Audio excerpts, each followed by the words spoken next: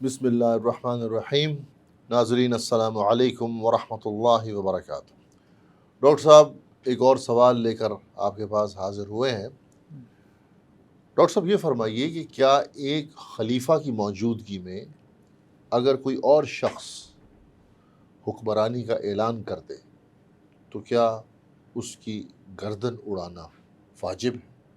بسم اللہ الرحمن الرحیم۔ ڈاکٹر صاحب یہ مقدمہ بھی مرزا صاحب نے قائم کرنے کی کوشش کی ہے۔ انہوں نے ایک روایت بیان کی صحیح مسلم کی، مرزا صاحب نے، یہ ہمارے سامنے ہے۔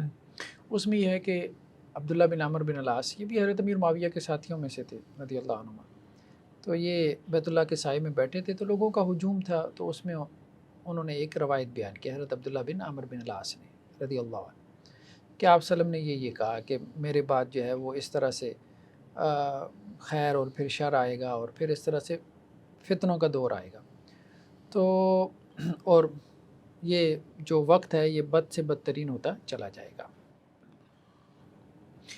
اس میں آپ وسلم نے یہ بھی کہا ہے کہ اگر کوئی آدمی جو ہے وہ حکمران بن جائے تو اور دوسرا پھر اس پہ دعویٰ کرے حکمرانی کا تو اس کی گردن مار دو۔ وہ یہ خلیفہ کی موجودگی میں دوسرا جو خلافت کا مدعی ہے اس کی گردن مار دو۔ تو یہ آپ وسلم نے کہا، تو اس ایک بندے نے کہا کہ آپ یہ بات بیان کر رہے ہیں حضرت عبداللہ بن العاص سے کہا رضی اللہ کہ ایک خلیفہ کی موجودگی میں دوسری کی گردن مار دو، اور خود آپ نے آپ وسلم سے سنا ہے، تو پھر آپ نے حضرت امیر معاویہ کا ساتھ کیوں دیا جبکہ حضرت علی رضی اللہ عنہ جو ہے وہ خلیفہ بن گئے تھے؟ اور پھر یہ ہے کہ حضرت امیر معاویہ رضی اللہ عنہ جو ہے جو آپ کے چچا کے بیٹے ہیں، ان کے ریلیٹیو بھی تھے، رشتہ دار بھی تھے، تو وہ ہمیں یہ کہتے ہیں کہ جی حرام طریقے سے ہم ایک دوسرے کا مال کھائیں اور ایک دوسرے کو قتل بھی کریں۔ دیکھیں حضرت امیر معاویہ نے یہ نہیں کہا تھا، وہ بھی راوی نے مبالغہ کیا نا، کیونکہ اس کی ایفیلیشن دوسری پارٹی کے ساتھ تھی۔ یہ تو حضرت امیر معاویہ نے نہیں کہا تھا کہ ایک دوسرے کو مارنا شروع کر دو یا ایک دوسرے کا مال لوٹنا شروع کر دو۔ اس نے اصل میں تعویل کی، کس بات کی تعویل کی کہ حضرت امیر معاویہ رضی اللہ عنہ جو حضرت علی رضی اللہ عنہ سے جنگ کے لیے نکلے ہیں، ٹھیک ہے، جیسے اب یہاں پہ یہ بات آ گئی ہے اگلے پیج پہ کہ حضرت امیر معاویہ رضی اللہ عنہ جو جنگ کے لیے نکلے حضرت علی، تو وہ ایک طرح سے کہہ رہے ہیں کہ مسلمانوں کو قتل کرو، اور دوسرا یہ ہے کہ اب اس کے لیے وہ کیا کر رہے ہیں کہ مال جو خرچ کر رہے ہیں اپنے لشکر کے اوپر، تو وہ بھی گویا کہ باطل طریقے سے جب ایک غلط کام کرنے جا رہے ہیں تو باطل طریقے سے مال فنڈنگ کے بغیر تو ظاہر بات ہے لشکر کشی نہیں ہوگی، جنگ نہیں ہوگی، تو ان کو سپاہیوں کو تنخواہیں بھی دینی پڑے گی، تو باطل طریقے سے مال بھی کھا رہے ہیں اور باطل طریقے سے جو ہے وہ مسلمانوں کو قتل بھی کر رہے ہیں۔ یہ اس نے ایک مقدمہ بنایا۔ بیسیکلی مسئلہ کیا تھا کہ وہ حضرت علی رضی اللہ عنہ سے قصاص عثمان کے مطالبے کے لیے نکلے تھے، تو یہ بات اس نے کی۔ اچھا، اب یہاں پہ ہمارے سامنے یہ نہج البلاغہ کی جو ایک شرح ہے، اور اسی طرح سے خود نہج البلاغہ کے حوالے سے ایک حوالہ ہمارے سامنے موجود ہے، ٹھیک ہے۔ اس میں یہ بات ہے کہ حضرت علی رضی اللہ عنہ جو ہے وہ خلیفہ بن چکے، ٹھیک ہے، تو حضرت امیر معاویہ جو ہیں وہ ان کے خلاف جنگ لڑ رہے تھے اور وہ اپنے لشکر کے اوپر اور سپاہیوں پہ مال خرچ کر رہے تھے، تو اس کو وہ کہہ رہے تھے کہ جی یہ ناجائز طریقے سے مال کھانا ہے، اور دوسرا جو ہے وہ قتل کرنے کا حکم دے رہے تھے، مطلب جو ان کے ساتھ جنگ تھی، تو یہ معاملہ تھا۔ خیر بہرحال اب ہم آتے ہیں اس بات کی طرف کہ اس بات کو ہم نے سمجھنا ہے کہ اس سے مراد کیا۔ ایک اور جو ہمارے سامنے حدیث ہے جس میں یہ ہے کہ آپ صلی اللہ علیہ وسلم نے یہ بات کہی کہ جس نے کسی امام کی بیعت کر لی اور اس کے ہاتھ پر اپنا ہاتھ مارا، ہاتھ پہ ہاتھ دے دیا، ہاں، اور اپنے دل سے اس سے محبت کی، یعنی دل سے محبت کرنے سے مراد یہ کہ دل سے اس سے بیعت کی، دل سے حاکم مان لیا۔ ہاں، ایک ہوتا ہے جبرن بیعت کرنا، جی، تلوار کے دور پہ بھی بیعت لے لی جاتی ہے، تو ایک بندے نے کسی حکمران کی بیعت کر لی اور وہ بھی دلی رضامندی سے کی، جی، تو جہاں تک ہو سکے وہ اس کی اطاعت کرے، ٹھیک ہے، اور اگر وہ دوسرا شخص اس کے مقابلے میں آ کھڑا ہو تو دوسرے کی گردن اڑا دو۔ یہ اب دیکھیں اس حدیث نے واضح کر دیا، کیا واضح کیا کہ ایک بندے نے بیعت کی ہو اور وہ بھی دلی رضامندی سے بیعت کی ہو، پھر اگر وہ اس حکمران کے خلاف کھڑا ہو جائے یعنی اطاعت کا قلادہ اپنی گردن میں پہننے کے بعد اگر اس قلادے کو اتار پھینکے تو یہ بغاوت ہے، اس کو قتل کر دو۔ یعنی جو ایک دفعہ اطاعت کر چکا ہے، اطاعت کر چکا ہے۔ تو اب جیسے صحیح مسلم کی ایک روایت ہے ہمارے سامنے 1847 کہ آپ صلی اللہ علیہ وسلم فرمائے امیر کا حکم سننا اور اس کی اطاعت کرنا۔ اب یہ صرف حضرت علی کے بارے میں نہیں ہے، سب کے بارے میں، ہر کسی کے بارے میں۔ ہر کسی کے بارے میں، چاہے تمہاری پیٹھ پر کوڑے مارے جائیں اور تمہارا مال چھین لیا جائے پھر بھی سننا اور اطاعت کرنا۔ تو یہ تو ہر کسی کے بارے میں ہے، یہ صرف حضرت علی رضی اللہ عنہ کا امتیاز نہیں ہے، یہ ہر کسی کے بارے میں ہے۔ لیکن یہ کب ہے؟ جب آپ نے اس کی بیعت کر لی، اور وہ بھی رضامندی سے بیعت کر لی۔ تو ایک اور روایت ہے صحیح مسلم کی 1848، اس میں کیا ہے؟ آپ صلی اللہ علیہ وسلم نے 3 صورتیں بیان کی۔ ایک تو آپ صلی اللہ علیہ وسلم فرمایا کہ دیکھو جو تو نکل گیا نا اطاعت سے، وفارق الجماع، جماعت سے علیحدہ ہو گیا، من خارج من الطاعہ، اب اطاعت سے کون نکلا؟ جو پہلے اطاعت میں داخل ہوا، ایسے ہی جس نے پہلے بیعت کی وہی بیعت سے نکلے گا۔ تو جو بیعت کر کے نکل گیا اور جماعت سے علیحدہ ہو گیا تو وہ جاہلیت کی موت مرا۔ اچھا، یعنی ایک دفعہ ایک شخص نے کسی دوسرے ایک مسلمان حکمران کی بیعت کر لی رضامندی سے، رضامندی سے، اب وہ بیعت توڑے گا، اس کی گردن اڑا دو، یا وہ باغی ہے یا وہ اگر خلافت کا بھی مدعی ہے تو پھر بھی اس کی گردن اڑا دو، ٹھیک ہے۔ دوسری صورت آپ نے بیان فرمائی ومن قاتل تحت رعیت امیہ یغضب لعصبہ او یدعو الی عصبہ او ینصر عصبہ، کہ ایک آدمی اندھے جھنڈے کے تحت لڑائی کرتا ہے، کیا مطلب؟ عصبیت کے تحت۔ اچھا عصبیت، جیسے ہمارے یہاں دیکھیں نا اکثر لسانی عصبیت ہے، ایم کیو ایم ہے، اردو لسانی ہو سپیکنگ، گئی، علاقائی نان ہو اردو سپیکنگ، ٹھیک ہے، صوبائی عصبیت ہے، پنجابی ہے، بلوچی ہے، وہ بلوچستان میں مار دیتے ہیں پنجابی کو، صرف وہ اس کا شناختی کارڈ شناختی کا آئی ڈی کارڈ دیکھ۔ تو اس طرح سے مختلف عصبیتیں، قبائلی عصبیتیں ہوتی ہیں، خاندانی ہوتی ہیں، لسانی ہو سکتی ہیں، مسلکی بھی ہو سکتی ہیں۔ شیعہ سنی میں بہت دفعہ ہم دیکھتے ہیں 80s میں جا کے قتل و غارت ہمیں نظر آتی ہے۔ تو یہ اندھے جھنڈے کے تحت لڑائی ہے۔ جی، تو آپ صلی اللہ علیہ وسلم فرمایا کہ جو اندھے جھنڈے کے تحت جو ہے وہ لڑائی کرتا ہے، عصبیت کی لڑائی، کسی بھی قسم کی عصبیت ہو، ٹھیک ہے، تو اگر وہ قتل ہو جائے تو یہ بھی جاہلیت کا مقتول ہے، تو یہ جاہلیت کا مقتول ہے یہ، ٹھیک ہے، کوئی شہید وعید نہیں ہے۔ اور تیسرا کیا ہے کہ جو میری امت پہ نکلا یضرب برہا و فاجرہا، فاسق و فاجر میں اور نیکوکار میں فرق نہیں کرتا، سب کو ایک لاٹھی سے آنک رہا ہے، سب کے اوپر ظلم و ستم اس نے روا رکھا ہوا ہے، ٹھیک ہے، تو اس کا بھی مجھ سے کوئی تعلق نہیں اور میرا اس سے کوئی تعلق نہیں۔ تو یہ 3 صورتیں، تو حضرت امیر معاویہ رضی اللہ عنہ کا معاملہ تو ان تینوں میں سے نہیں تھا، ظاہر ہے، ٹھیک ہے۔ تو یہ اس سے آپ صلی اللہ علیہ وسلم نے منع کیا۔ تو اس لیے کہنے کا مقصد یہ ہے کہ حضرت امیر معاویہ رضی اللہ عنہ نے اور جو اہل شام تھے جی ان سب نے بیعت نہیں کی تھی، ہم اس پہ گفتگو کر چکے ہیں۔ جی، حضرت بالکل۔ علی رضی اللہ عنہ کی خلافت پہ کنسنسس نہیں ہوا تھا، جی، اتفاق مسلمانوں اور میں اجماع نہیں ایگریمنٹ، تھا۔ اجماع نہیں ہوا تھا، ٹھیک ہے۔ ادھر جو حجاز میں جو ہے وہ موجود تھے، تو پیرالل یہاں پہ اب دیکھیں نا، جیسے آج مسلمانوں کی کوئی 60 کے قریب سٹیٹس ہیں، اب ایک اٹھے اور کہے کہ جی باقی سارے میری بیعت کرو، میں خلیفہ ہوں۔ میں خلیفہ ہوں، نہیں، جب ایسا تو بنو امیہ کے دور میں نہیں ہوا، بنو عباس کے دور میں نہیں ہوا، عثمانیوں کے دور میں نہیں ہوا۔ اب دیکھیں نا بنو عباس یہاں پہ تھے، جی، تو پیرالل اندلس کے اندر اسپین میں بنو امیہ نے اپنی حکومت قائم کی، حکومت قائم کر لی، اسی طرح عثمانی ترکی میں تھے، تو مغل جو ہے وہ یہاں انڈیا پہ وہ انڈیپینڈنٹ تھے، ہاں انڈیپینڈنٹ تھے اور کئی افریقہ کے علاقوں میں رول کر رہے تھے۔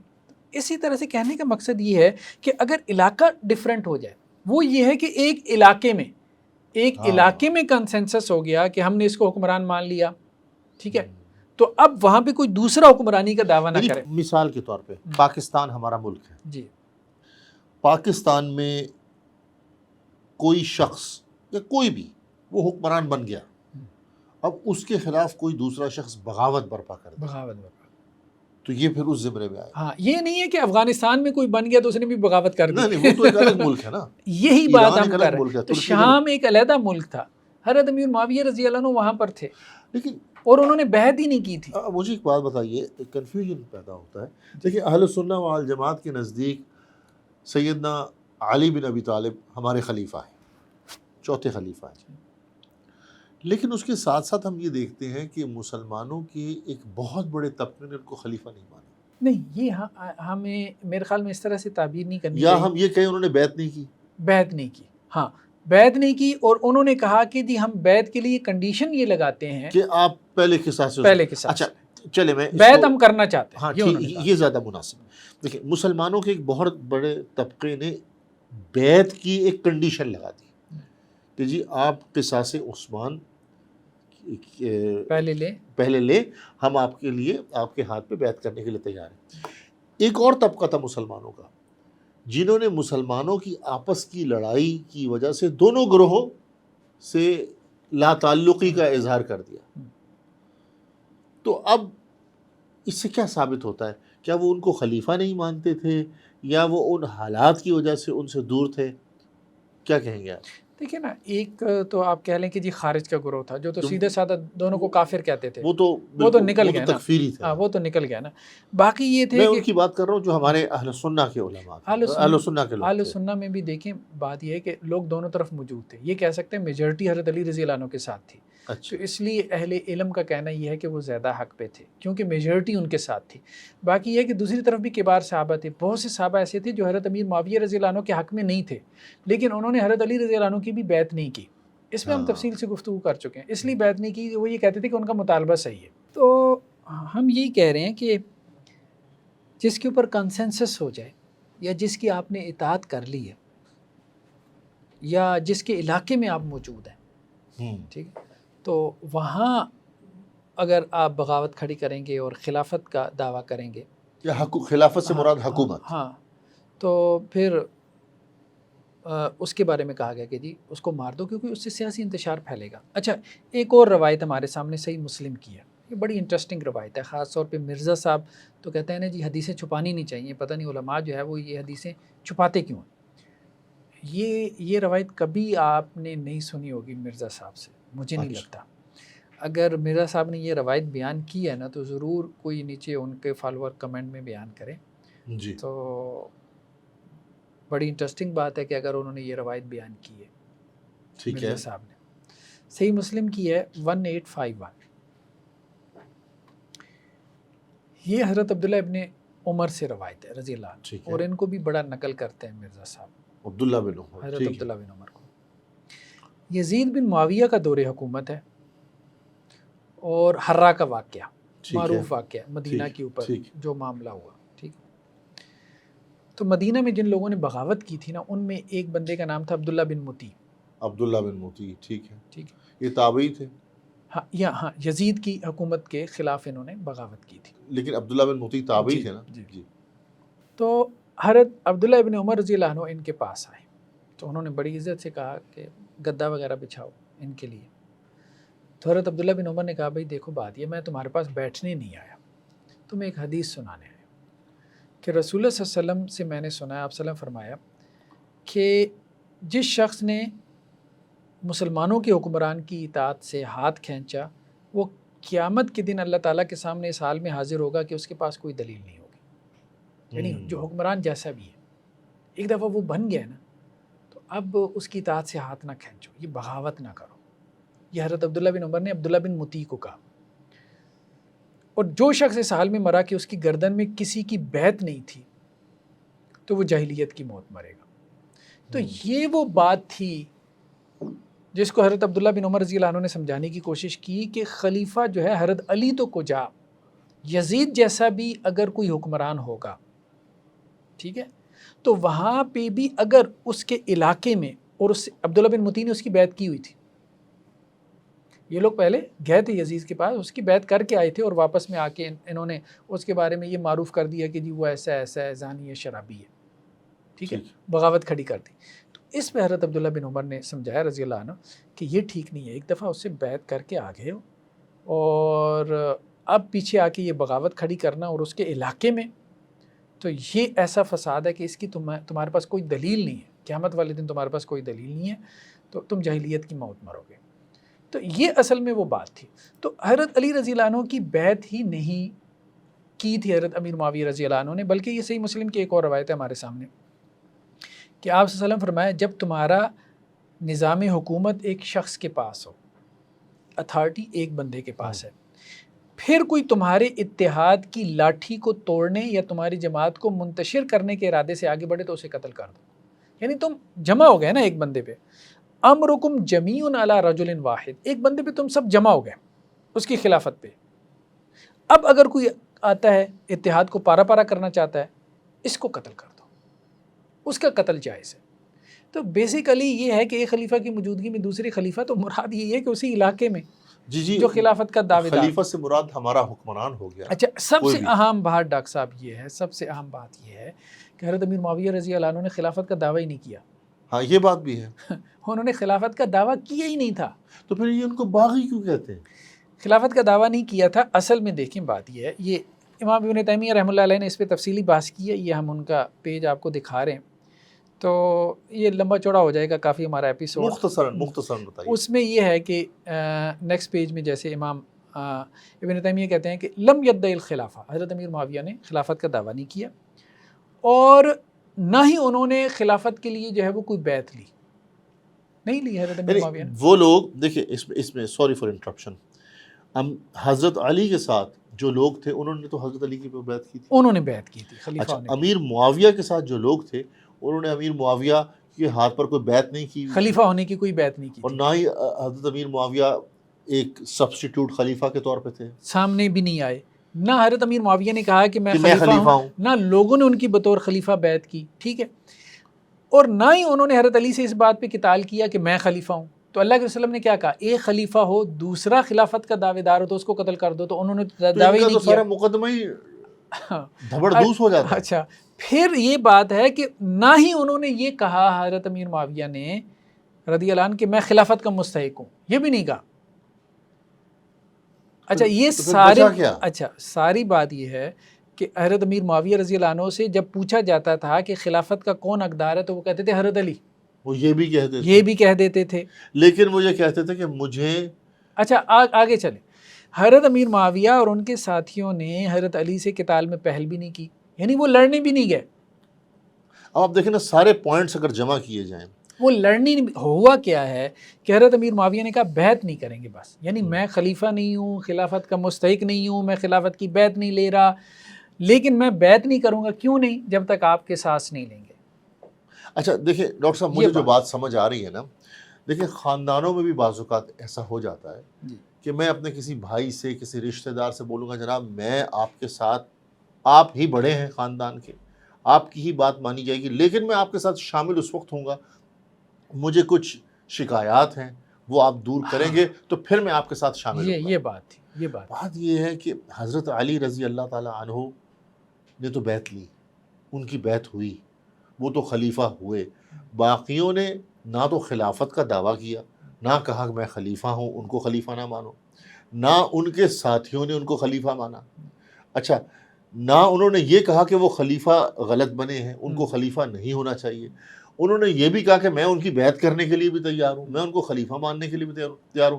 بھئی آپ میرے جو گلہ شکوہ ہے, جو میری شکایات ہیں وہ دور فرمائیں, کیونکہ حضرت عثمان مسلمانوں کے خلیفہ تھے. اور ڈاکٹر صاحب مجھے پلیز یہ بھی بتائیے, یہ بھی دلیل دیا کرتے تھے کہ بیعت رضوان کے موقع پہ جب یہ پتہ چلا کہ سیدنا عثمان شہید کر دیے گئے ہیں تو رسول اللہ صلی اللہ علیہ وسلم نے اس وقت کہا کہ ہم عثمان کے خون کا قصاص لیں گے. تمام چیزوں کے مقابلے میں سیدنا عثمان کے قصاص کو فوقیت دی. تو وہ یہاں سے دلیل پکڑتے تھے. یہ بات درست ہے؟ جی بالکل ٹھیک. وہ کہتے تھے کہ رسول اللہ صلی اللہ علیہ وسلم کی سنت ہے کہ انہوں نے عثمان کے خون کے قصاص کو فوقیت دی ہر چیز کے اوپر. تو آپ تمام چیزوں کو چھوڑ کے سب سے پہلے عثمان کا قصاص لیں رضی اللہ تعالیٰ عنہ. تو یہ ایک اختلاف تھا اور وہ بیعت بھی کرنے کے لیے تیار تھے. اچھا, کچھ صحابی ان حالات سے تنگ آ کے انہوں نے بھی وہ کہہ لے کہ غیر جانبدار ہو گئے. یہ معاملہ تھا. اور نہ ہی انہوں نے لڑائی کی بھی پہل نہیں کی. بلکہ حضرت علی باغی کیسے ہیں؟ حضرت علی رضی اللہ عنہ نے یہ سوچا کہ ان کو میری بیعت کرنی چاہیے, تو حضرت علی رضی اللہ عنہ ان کی طرف گئے. لشکر کشی حضرت علی رضی اللہ عنہ نے کی ہے تاکہ ان سے بیعت لے سکیں. وہ بیعت نہیں کر رہے, تو حضرت علی رضی اللہ عنہ نے بیعت لینے کے لیے ان کی طرف لشکر کشی کی ہے. ہاں, اور پھر جواب میں کیا ہوا, لڑائی ہوئی ہے. تو اب اس سارے معاملے میں ایسا نہیں ہے کہ حضرت علی رضی اللہ عنہ نے خلافت کا دعویٰ کیا اور وہ ان کی خلافت چھیننے کے لیے کھڑے ہو گئے, ایسا کچھ بھی نہیں. تو پھر تو یہ سارے مقدمے کی بنیاد ڈھہ جاتی ہے. جی. کہ وہ باغی تھے، یہ مقدمے کی تو باغی تو بنتے ہی نہیں کسی لحاظ سے، ایسے ہی انہوں نے تو حملہ ہی نہیں کیا۔ حملہ نہیں۔ دیکھیں باغی تو آپ اس کو کہیں گے نا کہ ایک شخص کسی علاقے کا حکمران ہے، مثال کے طور پہ پاکستان کا، اور کوئی دوسرا گروہ یہاں پر بغاوت کھڑی کر دے کسی علاقے کے اندر کہ جی فلانا علاقہ میں الگ کر رہا ہوں، آزاد ریاست بنا رہا ہوں، یا میں اسلام آباد کے اوپر چڑھائی کر کے قبضہ کر کے یہاں پر اپنی حکومت قائم کرنا چاہتا ہوں، اسی کو آپ باغی بولیں گے نا۔ تو ایسا تو کچھ بھی نہیں، مطلب ان کا تو ایسا کوئی حساب کتاب ہی نہیں تھا۔ ایسے لیکن اس کے ساتھ ساتھ اگر دو مختلف علاقوں میں مسلمانوں کے دو الگ حکمران ہوں، دو مسلمان کنٹریز ہوں، تو اس کو بھی ہم باغی کے زمرے میں نہیں لائیں گے۔ اور علماء نے ایسا کچھ بھی نہیں کہا، جیسے بنو امیہ کے دور میں یا بنو عباس کے دور میں اندلس میں امویوں نے اپنی حکومت قائم کر لی تھی وہاں پہ، اسی طرح عثمانیوں کے دور میں ممالک الگ تھے، اور افریقہ وغیرہ کے علاقوں میں ادھر مغل وغیرہ، تو جی ایسے ہی اس کا اطلاق ادھر بھی نہیں ہو۔ جی ایسے ہی ٹھیک ہے، جزاک اللہ الخیر، تھینک یو بہت ویری شکریہ مچ، ڈاکٹر صاحب۔ السلام علیکم ورحمۃ اللہ۔